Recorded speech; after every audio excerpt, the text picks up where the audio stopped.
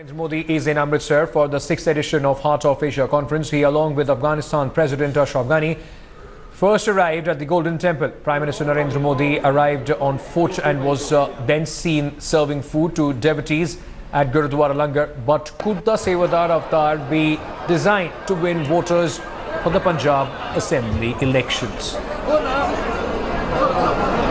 These are the visuals where you can see Prime Minister serving food at the Langar in the Golden Temple there. Devotees, of course, taken by surprise.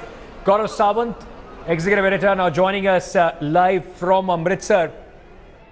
Gaurav, you were there when the Prime Minister, of course, took everybody by surprise, I'm sure, and he started that Langar service. He went himself, served to the devotees there. What has been the reaction of the people there?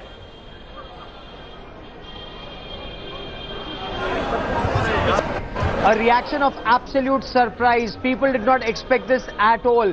While it was known that Prime Minister Narendra Modi and Afghanistan's President Ashraf Ghani would be coming, it was expected that they would drive down the Heritage Drive, go to Jallianwala Bagh, then go to the Golden Temple and visit, the Harmandir Sahib. But the Prime Minister and Afghanistan's President Ashraf Ghani, they chose to walk this entire distance.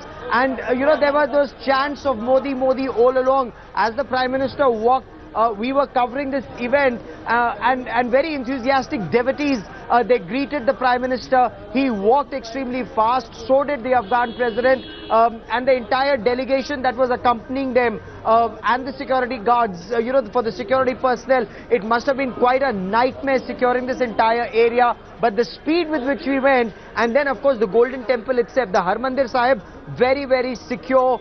When the Prime Minister went in, that time only select media was permitted inside. But images, that were broadcast from there, the Prime Minister playing the role of a Sevadar then and feeding devotees.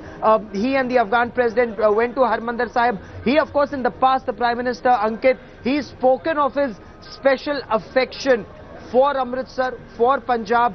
He's spoken in the past about when there was emergency, he had donned a turban, he wore a turban to get away and dodge security forces. So right. That is something that comes to him very naturally. He's also spoken in the past of his special link with the Golden Temple. Gaurav, this is also being seen as an attempt by the Prime Minister, of course, keeping in mind the upcoming Punjab polls. Arvind Kejriwal goes to Amritsar, he washes dishes and all. So it has now sort of become a political rallying point as well, isn't it? Oh, it is a very emotive issue. Religion always has been a very emotive issue. And as you very rightly pointed out, all politicians have done that. But as far as holding Heart of Asia conference in Afghanistan, for Afghanistan in Amritsar is concerned, the link goes to the Grand Trunk Road, and Amritsar is a very important staging point. Yes.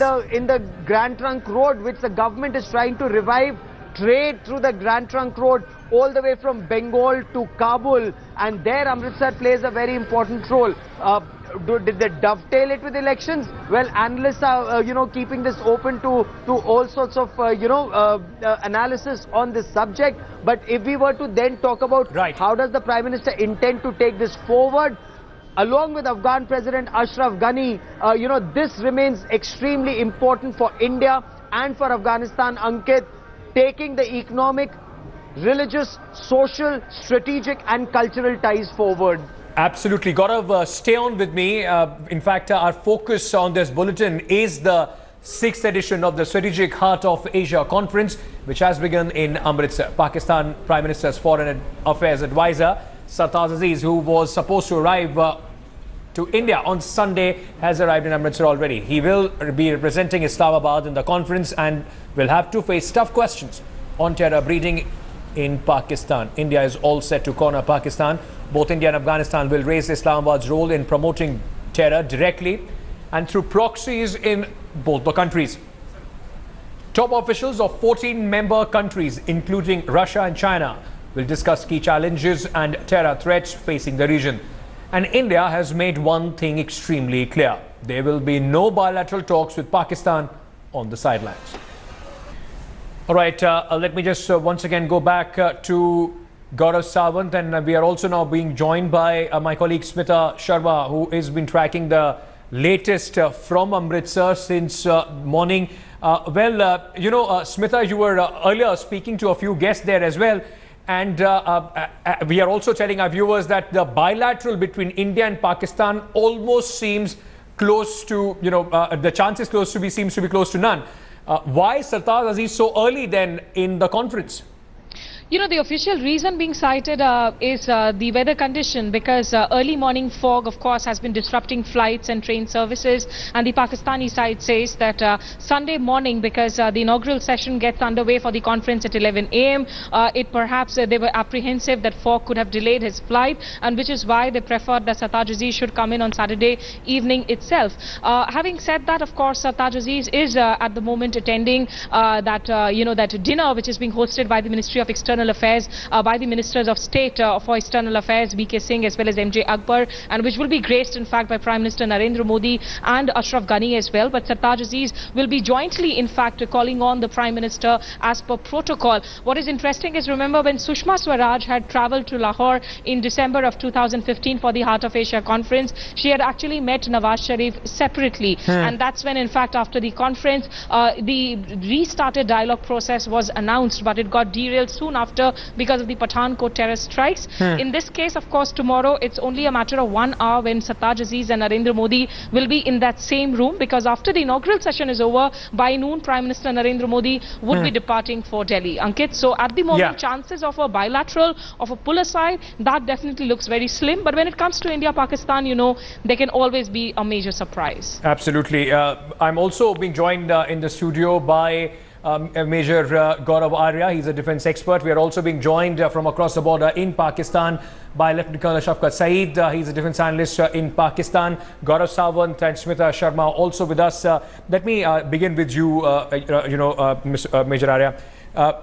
India, Pakistan, both of them, India and Afghanistan, I beg your pardon, both of them making it absolutely clear that there is one nation in our region that is making peace, development, economic, development almost impossible, creating hurdles in the growth of the region, stability of the region, and that is Pakistan.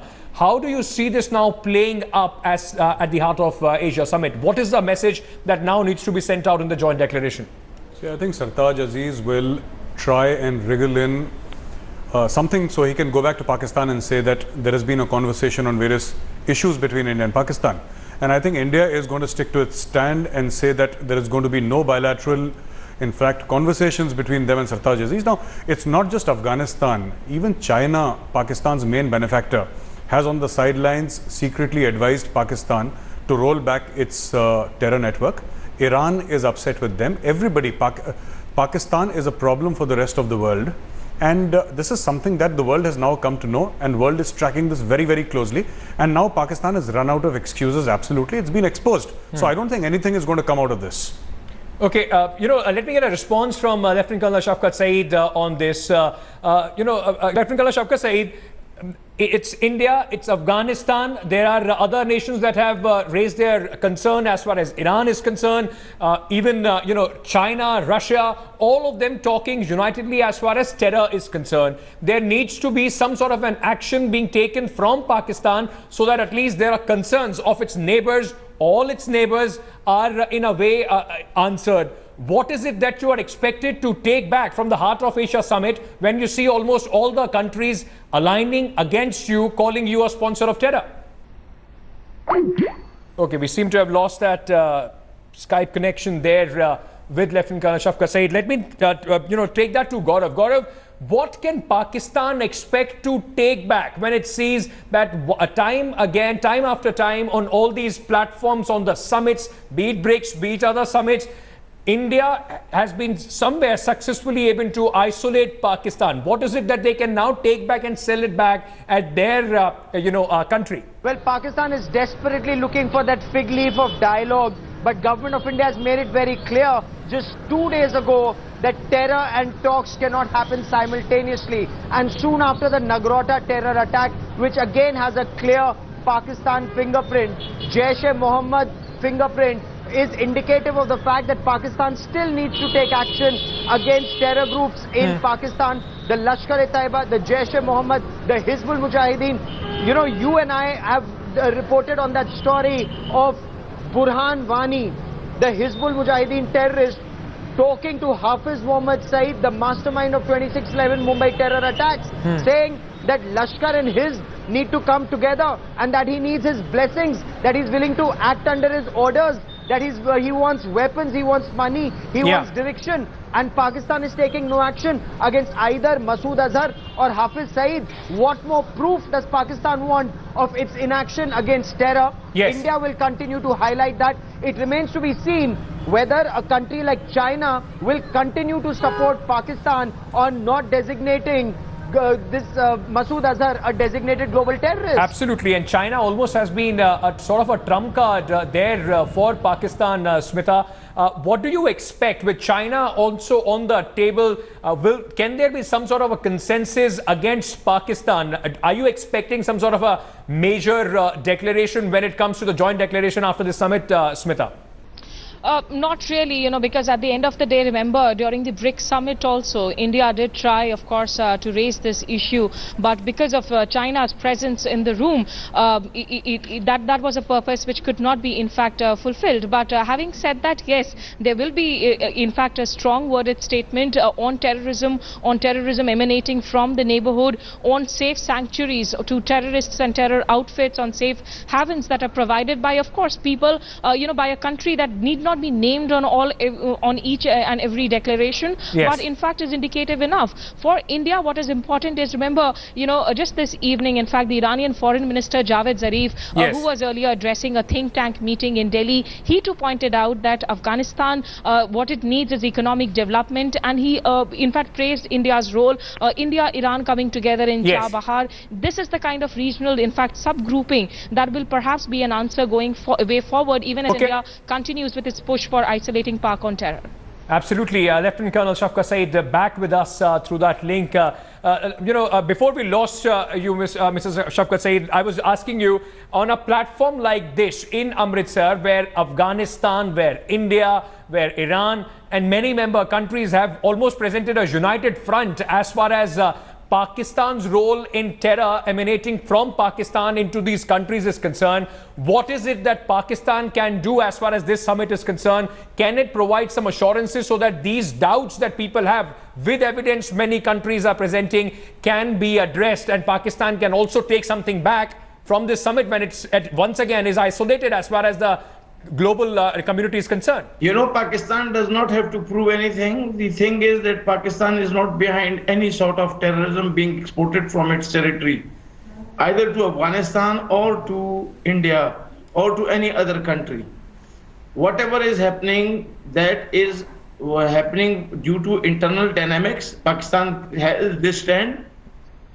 It is the poor handling of situation in Afghanistan by Afghan government, Ashraf Ghani Sahab and his government, that he could not reproach with the opposition. And Pakistan, even and China, Pakistan, United States and Russia tried to help them in that reproachment. So whatever is happening in Afghanistan is due to failure of Afghan government. Okay. Now coming to India, whatever dynamics India has, I think what the type of handling that Kashmir is getting should create trouble in Kashmir, and the type of handling that Sikhs are getting should create. Please don't blame Pakistan for it. Right. Pakistan does not have to do anything. There is a reason why I let you complete your argument, sir, because the absurdity of it is evident in itself. All your neighbors are pointing fingers out on you, and all you do is point fingers back, saying that, oh no, we are the only ones, those who are okay. Everybody else is just conspiring against us. Let me get Gaurav Arya to respond to this. We have seen this time and again. No matter how many countries, no matter how many evidence you put in front, the answer is denial. In these circumstances, Gaurav, when you have evidence of Hafiz Saeed speaking to Burhan Wani, those audio tapes being played all over, what can we expect Pakistan to do? I mean, of course, the talks and terror policy cannot go together. The government of India has made it very clear. What else can we expect out of Pakistan when they are in absolute denial? See, I don't think you can expect anything from Pakistan, a country which refused to take the dead bodies of its own soldiers after Kargil. I mean, what are we talking about here? Colonel Saab, just 1 minute, Major sir. Don't Saab, interrupt. wrong. Sir, I Don't did not interrupt, interrupt sir. you when you were speaking, sir. Let my guest complete his argument. I'll come to you for a response. So, the Pakistan army did not accept the dead bodies of its own soldiers, which is shameful. And it's everybody. Admiral Mike Mullen went on the floor of the Congress and said that the Haqqani network is a veritable arm of the ISI. Everybody not only blames Pakistan, everybody suffered because of Pakistan. Now, Colonel Shafqat Saeed is saying that, that because of the Kashmir issue and all, Kashmir, I understand Kashmir was politically volatile. It's Pakistanis who put guns into the hands of Kashmiri youth. And he's talking about the Sikhs. What has happened to the Sikhs? It is one of the most prosperous states in India. Pakistan will sit down in Lahore, Rawalpindi and try and concoct a problem because there is nothing else to do for them. There is nothing else to do. All they do is concoct problems for others.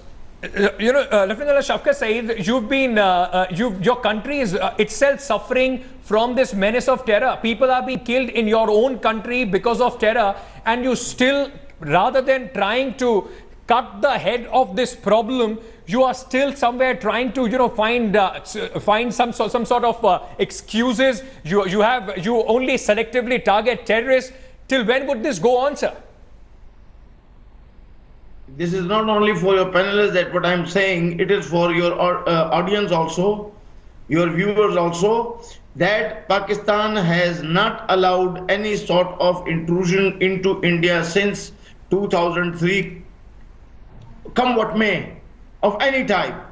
And Pakistan is sticking to its assurance that then President Musharraf gave to Mr. Vajpayee that Pakistani soil will not be used, Pakistani controlled Kashmir will not be used for any activity against India, and we ensured that. 2008 is an example of how this failed. I'm going to Gaurav. He's smiling there after he heard this argument from you, and so are the people of this country who you wanted to address through this broadcast. Gaurav, Lieutenant Colonel Shafqat Saeed, as expected, again saying Pakistan is not at fault. We don't have to prove it. We are not doing it. The Colonel has his facts all wrong. One, Colonel, it is not 2003. Colonel, it is 2004. Colonel, it is 2004. January 2004, when Musharraf made an assurance which wasn't worth the paper it was signed on. That is point one. As Ankit Tyagi rightly pointed out, 26/11 Mumbai terror attacks, 10 Pakistani terrorists, 1 caught alive. That wasn't the only instance. You've had a series of other incidents in Afghanistan. Indian interests attacked in Afghanistan. The attack on the Indian mission in Kabul, on the Indian mission in Herat, on the Indian mission in Mazar-e-Sharif, all traced back to Pakistan's ISI, not blamed by India, but by Afghan intelligence, by the American intelligence, by German intelligence. So, Colonel, on this broadcast, we talk facts, and on facts, you are absolutely wrong. Colonel Shafqat Saeed, can I ask you a straight question, sir? Can I ask you a straight question that you can reply to me, sir? When you see your country being cornered in this way across the globe, nobody hears your whatever arguments you make at the United Nations. Other countries are also pointing out to you. Does this denial help ISI and the Pakistan army to establish their position within Pakistan? Is that all that this entire propaganda seems to be working towards, sir? You are trying to blow into wind. You are trying to blow. It is absolutely opposite to what is on ground. Whatever you say, nobody believes it. Nobody wants to believe it. Afghanistan might say it, Bangladesh might say it because they have got your lives there. Ashraf Ghani is friend of India. Asina Wajid is friend of India. And you are looking after them a lot. So they are going to speak your words, and they are going to dance to your music, but they are going to play music to your ears. Yes. So the only people those who believe, so the only people those who believe that what you are saying are possibly the people at the Rawalpindi HQ and the ISI, of course, and the people of Pakistan. Major Arya, when you have a neighbor, not only to India but to Afghanistan and to other nations as well, those who are every terror attack is traced back to them. And the neighbor absolutely doesn't do anything, doesn't even recognize it, is in denial. How do you deal with a neighbor like that? You hammer the neighbor. I mean, there is no other way to do it. In fact, I would not even blame terrorists, and I'm saying this on national TV, I would not even blame the terrorists of Pakistan. The real terrorist is the Pakistan army, and unless Pakistan army is sorted out fair and square, this thing will never stop. That is the only way to deal with it. There is no point in talking to Nawaz Sharif or Sartaj Aziz because they report to their masters, General Bajwa who's sitting in GHQ Rawalpindi, that's all. The head of the snake is the Pakistan army. You cut off the head of the snake, everything will be fair and square. Yes, Colonel Saab. Colonel Saab, your organization is the head of the snake. We'll cut it off, sir. All right. Cut it off. Right. Absolutely, sir. We'll cut it off. You are making yourself a laughing stock. Okay. Let me bring the focus back on the Heart of Asia Summit, and I'm completely out of time on this. Very quickly, Smita, what is the engagement for tonight? What else is expected tonight? And then I'll go to Gaurav for closing comments. Smita. Well, you know, as the gentlemen, of course, in the studio and in the Pakistani studio continue with their heated discussions tonight, but Sartaj Aziz will be really at that dinner discussing Kabul, discussing rebuilding Afghanistan, of course, with India-Pakistan relations on his mind. The dinner that is being, in fact, hosted by the Ministry of External Affairs, where Prime Minister Narendra Modi is present along with the Afghanistan President Ashraf Ghani. But tomorrow morning, in fact, India-Afghanistan will hold the bilateral talks. Remember, you know, it's very significant. This is the fourth meeting between Ashraf Ghani and Narendra Modi in a year. So India and Afghanistan continue to come closer together. Perhaps something that does not go down well with Pakistan, and in India, Pakistan does not stand just for Kashmir anymore. Absolutely. Gaurav, I'm completely out of time. 10 seconds to you. Just sum it up. What can India tell this summit to nail Pakistan? India will have to keep putting evidence out in public domain and expect the entire world to take action. But for that, India itself will have to take action like it is at the line of control. Absolutely. As in hinterland areas, you know, kill Pakistani terrorists who come into our country, carry out surgical strikes, expose Pakistan world over. And remember, even the US is not giving them F-16s for the same reason that Pakistan spreads terror. Even in the United States. Gaurav, I'm completely out of time on this. Thank you so much to all my guests for joining us on this broadcast.